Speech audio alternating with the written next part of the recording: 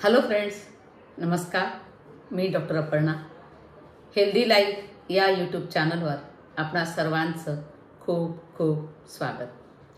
आपण आजच्या भागामध्ये बघणार आहोत डिलिव्हरीनंतर म्हणजे लॅक्टेटिंग मदरमध्ये आहार कसा असावा.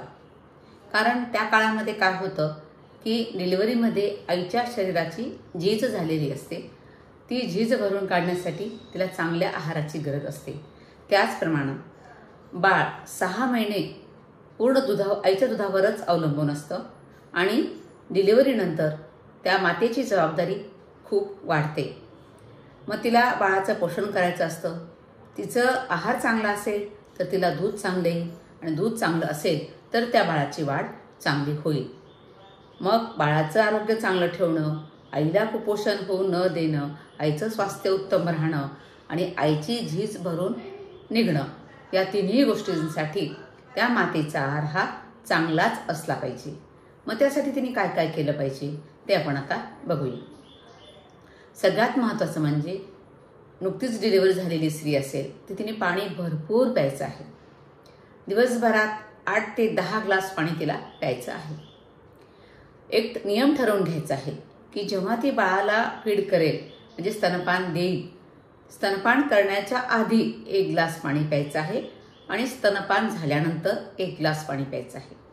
जेव्हा जेव्हा तुम्ही बाळाला दूध पाजायला बसाल त्यावेळी पाणी पिऊनच बसायचं आणि दूध पाजल्यानंतर पुन्हा पाणी प्यायचं. बऱ्याच वेळा बऱ्याच स्त्रियांना असेही लक्षणं दिसतात की त्या दूध पाजतात बाळाला, मग त्यांना थकवा आल्यासारखं होतं, डोळ्यापुढे अंधारी येते. मग हे कशामुळे होतं? दुधामध्ये 70 ते 80% पाणी असतं. आईला डिहायड्रेशन होऊ नये म्हणून पाणी जास्त प्यावं. त्यानंतर तुम्हाला कॉन्स्टिपेशनचे त्रास होणार नाही. बऱ्याच जणींना या प्रेग्नन्सी नंतर डिलिव्हरीनंतर फिशरचे त्रास होतात, कॉन्स्टिपेशन होतं. ते सुद्धा त्रास तुमचे दूर होतील. सोबत तुम्ही ताक घेऊ शकता आणि पालेभाज्या घेऊ शकता, पातळ भाज्या घेऊ शकता. वरण सुरुवातीच्या काही काळामध्ये जेव्हा तुम्ही जेवण करता त्यावेळी तुम्हाला डाळी कमी करायच्या आहेत, कारण डाळीने कॉन्स्टिपेशन खूप वाढतं. म्हणून वरण खायचं आहे पण ते अगदी पातळ वरण घ्यायचं आहे. त्यामुळे काय होईल, तुम्हाला ते कॉन्स्टिपेशनचा त्रास होणार नाही आणि असं अन्न लवकर पचेल. कारण पचनशक्ती कमी झालेली असणार आहे सुरुवातीच्या काळामध्ये. तेव्हा तर आवर्जून ही काळजी घेतल्या गेली पाहिजे. बघितलं आपण पाण्याचं. आता मी ताक सांगितलं तुम्हाला घ्यायला. तुम्ही म्हणाल ताकाने तर सर्दी होईल बाळाला, आंबट ताक कसं घेऊ आम्ही? त्याचं उत्तर असं आहे की सकाळी लवकर उठल्या 5 वाजता आई उठलेलीच असते घरात, तर ती विरजण लावे आणि असं ताक दुपारच्या जेवणाच्या वेळी ते हलवून घ्यायचं. दही लावलेलं त्या दुपारी घेतलं तर दही आंबट राहणार नाही. त्याचं दह्याचं ताक हलवून घेतलं, त्याचा संस्कार केला जातात घुसळण्याचे, तर ते ताक पचायला हलकं होतं. त्यामुळे नेहमी दही नाही घ्यायचं, पण रोज ताक घ्यायला हरकत नाही. त्यामध्ये तुम्ही जिरेपूड टाकू शकता, त्यानंतर सैंधव मीठ टाकू शकता. त्याने तुमचं डायजेशन चांगलं व्हायला मदत होते. या गोष्टी तुम्ही करू शकता. पाणी, नंतर ताक घेणं, काही प्रमाणात दही घेणं आणि दूध तर तुम्हाला सकाळ संध्याकाळ दूध घ्यायचंच आहे. सकाळी उठल्याबरोबर पाणी प्या. मग 1 ग्लासभर 1 कपभर जेवढं तुम्हाला जमेल तेवढं चांगलं दूध तुम्ही प्या. त्यात साखर कमी टाका. साखरेचा वापर आपल्याला कमी करायचा आहे. आणि इतर वेळी तुम्ही दुधामध्ये तर गूळ टाकता येणार नाही. जिथे कुठे तुम्हाला साखरेला पर्याय गूळ वापरता येईल तिथे गूळ वापरा. रात्री झोपताना सुद्धा तुम्ही दूध घ्या. त्यामध्ये शतावरी पावडर टाकून दूध घ्या. दुधामुळे तुम्हाला कॅल्शियम मिळतं. शरीराची झीज भरून होण्यासाठी दूध खूप आवश्यक आहे. आणि रात्रीचं जेवणसुद्धा तुम्ही दूध भाकरी, दूध पोळी असं चुरून जर खाल्लं तर ते सुद्धा पचायला हलकं होईल. आणि दुपारच्या जेवणामध्ये सुद्धा पालेभाज्या भरपूर घ्यायच्यात. पालेभाज्या आणि वरण, पातळ वरण सुरुवातीला काही दिवस घ्यायचं आहे. पालेभाजी आणि चटणी, कारळ्याची चटणी किंवा जवसाची चटणी, कढीपत्त्याची चटणी तुम्ही घेऊ शकता. या चटणीसुद्धा तुम्ही जेवताना सोबत घ्यायच्या आहेत. आणि चटणी खायची की ती जशी चटणी ताटात थोडीशी वाढलेली असते तेवढीच चटणी खायची. त्यामुळे त्या चटण्यासुद्धा खूप आरोग्यासाठी तुम्हाला लाभदायक ठरतात. मग हे दुपारचं जेवण तुम्ही या पद्धतीने करणार आहात.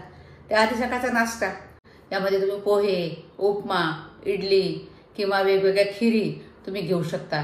खिरीमध्ये तुम्ही नाचणीची खीर घेऊ शकता, रागीची खीर म्हणतात त्याला, ती घेऊ शकता. अहळीवची खीर, त्यासोबत आणखी खसखसची खीर दिल्या जाते बाळंतिणीला, त्या तुम्ही घ्यायला पाहिजे. त्यांनी काय होईल, अहळीची खीर आणि खसखसची खीर सुरुवातीच्या काळात जर घेतली तर त्यांनी दूध वाढण्यासाठी मदत होते, स्तन्योत्पत्ती चांगली होते. वेगळं मेडिसिन घ्यायची गरज पडत नाही. हे सुरुवातीच्या काळात तरी घेतल्याच गेली पाहिजे. इतर वेळी मग तुम्ही बाकीच्या खिरी वगैरे जास्त प्रमाणात घेऊ शकता. त्यामध्ये मग बदाम पावडर टाकू शकता, ड्रायफ्रुट्स टाकू शकता. आणि सकाळी उठल्यावर रात्री भिजलेले 4-5 बदाम तुम्ही खायला हरकत नाही. अंजीर खाऊ शकता, अक्रोड खाऊ शकता, हे तुम्ही खायला हरकत नाही. असा आहार ठेवा. पाणी, दूध, सकाळचा नाश्ता, दुपारचं जेवण झालं. 4-5 वाजता तुम्हाला जर भूक लागते असं वाटलं, तुम्ही राजगिऱ्याची चिक्की खा, शेंगदाण्याची चिक्की खा. राजगिऱ्यामुळे कॅल्शियम चांगल्या प्रमाणामध्ये तुम्हाला त्यातून मिळेल. शिवाय तुम्ही शेंगदाणा चिक्की खाल्ली तर तुम्हाला त्यातून आयर्न चांगल्या प्रमाणामध्ये मिळेल. म्हणून हे करणं गरजेचं आहे. फळं तुम्हाला चिकू, ॲपल, पपई, कुठलेही फळ तुम्ही घेऊ शकता. फक्त केळी आणि सीताफळ ही 2 फळं थंड ऋतूमध्ये खाणं टाळा. इतर तुम्ही फळं खाऊ शकता, पण ही फळं खाण्याचा काळ सकाळच्या नाश्त्यानंतर ते दुपारच्या जेवणाच्या वेळाच्या मध्ये सांगितलेला आहे. पण तुम्ही दुपारी 4-5 वाजता एखादं फळ खायला हरकत नाही. पण ॲक्च्युली फळ खाण्याचा काळ तो असतो. माझा या आधीचा एक व्हिडिओ आहे, त्याची लिंक मी डिस्क्रिप्शन बॉक्समध्ये तुम्हाला देते आहे. हे झालं फळ खाणं, दुपारचं काय खायचं ते. नंतर रात्रीचं जेवण ते 7:30-8च्या दरम्यान तुम्ही करा. त्यामध्ये जेवणामध्ये दूध भाकरी, दूध पोळी, पालेभाजीला दाण्याचा कूट लावण्याच्या ऐवजी डाळवं ते बारीक करून घ्या. ते बारीक करून लावलं तर त्या भाजीला थोडा घट्टपणा येईल आणि ती भाजी खायला अजून चांगली वाटेल तुम्हाला. त्यामुळे डाळव्याचा वापर तुम्ही करायला हरकत नाही. आणि रात्री झोपताना पण मी सांगितलं आधीच, 1 ग्लासभर 1 कपभर दूध घ्यायचं. साखरेचं प्रमाण कमीच ठेवा. रोजचं डाएट तुम्ही या पद्धतीने घेऊ शकता. भाज्या तुम्हाला फक्त वांगे, गवार, नंतर आणखी फ्लावर, पत्ताकोबी, वाटाणे ह्या गोष्टी कमी खा. याने शरीरामध्ये वात वाढतो. आणि आयुर्वेद सांगतं की या काळामध्ये जास्त वात वाढलेला असतो, तो कमी करण्यासाठी हे वातुळ पदार्थ आपल्याला खायचे नाहीत. म्हणूनच तुपाचं प्रमाण या काळामध्ये आपल्या महाराष्ट्रीयन लोकांमध्ये तरी आपण तूप जास्त खातो डिलिव्हरीच्या काळामध्ये. त्याची योजना यासाठीच केल्या गेलेली आहे. म्हणून सकाळी उठल्या बदामाचा शिरा दिला जातो बाळंतीण स्त्रीला, तो तिने खाल्ला पाहिजे. पोळीला लावून तूप दिलं जातं, वरणात खूप तूप टाकलं जातं. अशा वेगवेगळ्या प्रकारे तिला तुपाचा वापर जास्त करायला सांगितला जातो. सुरुवातीचे काही दिवस तरी तूप अवश्य खा. त्यामुळे तुमच्या शरीराची झीज भरून निघण्यासाठी खूप मदत होणार आहे. तो वाढलेला वात कमी होण्यासाठी खूप मदत होणार आहे. पण आपलं वजन वाढणार नाही, इकडे लक्ष द्यायचं आहे. नुसतंच तुम्ही एवढं सगळं खाल आणि व्यायाम अजिबातच नाही, ते पण चालणार नाही. थोडा हलका फुलका व्यायाम तुमच्या डॉक्टरांच्या सल्ल्याने तुमची तब्येत कशी आहे हे बघून तुमचे डॉक्टर तुम्हाला सांगू शकतील. तुम्ही सूक्ष्म हालचाली करू शकता की नाही करू शकत. तुमचं तब्येत एकदमच चांगली आहे, नॉर्मल डिलिव्हरी झालेली आहे, तर तुम्ही 3 महिन्यानंतर थोड्या हालचाली असणं काही थोडेफार करू शकता. घरातल्या घरात वॉकिंग करू शकता. सिझर झालं असेल थोडं जपूनच करायला लागणार आहे. आणि 15 दिवसाच्या आत सगळं नॉर्मल असेल तर 15 दिवसातच तुम्ही थोडेफार हालचाली करू शकता. पण यासाठी डॉक्टरांचा सल्ला खूप आवश्यक आहे किंवा योगतज्ञांचा सल्ला घेणं खूप गरजेचं आहे.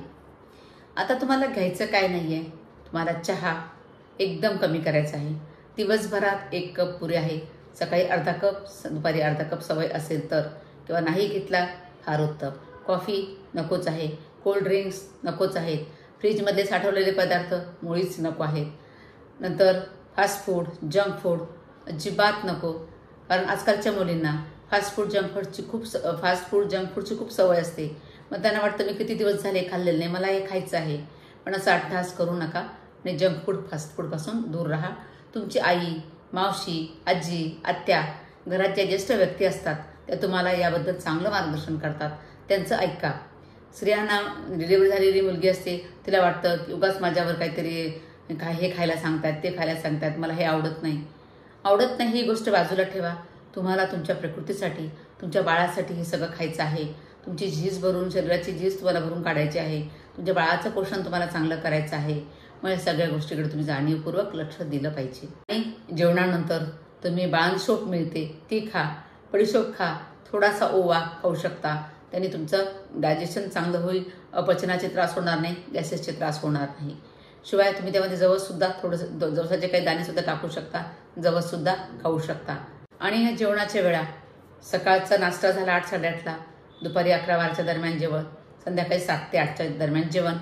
हे सांगण्यासाठी मला सोपं आहे, पण बाळंतणीला बाळाच्या वेळेनुसार या सगळ्या गोष्टी ॲडजस्ट कराव्या लागतात. बाळ झोपलं तेव्हा तिला जेवायला लागतं, तेव्हा तिला आराम करावा लागतो. हे सगळं त्या बाळाच्या सवयीनुसार या बाळंतीण स्त्रीला ॲडजस्ट करायचं असतं. त्यानुसार तुम्ही तुमचा हा वेळ थोडा मागे पुढे करू शकता, पण खूप वेळ जेवणाला होऊ देऊ नका. आणि मसालेदार भाज्या अजिबात खाऊ नका. काही दिवसानंतर 1-2 महिन्यानंतर थोडं चवीपुरतं तिखट घ्यायला हरकत नाही, पण सुरुवातीला अगदीच कमी तिखट तुम्हाला खावं लागणार आहे, नाहीतर बाळाला त्रास होऊ शकतो.